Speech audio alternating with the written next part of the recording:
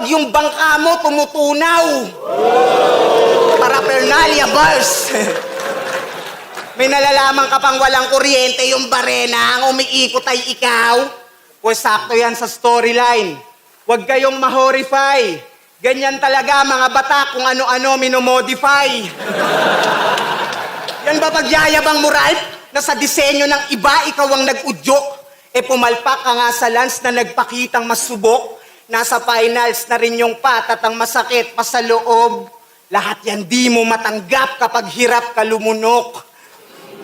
Kaya may pitik ka ba sa utak? Sige, porte mo na yan. Bilang dating tulak, aminado ka naman. Alam mo yung kalakaran, pinipitik lang talaga kapag konti yung laman.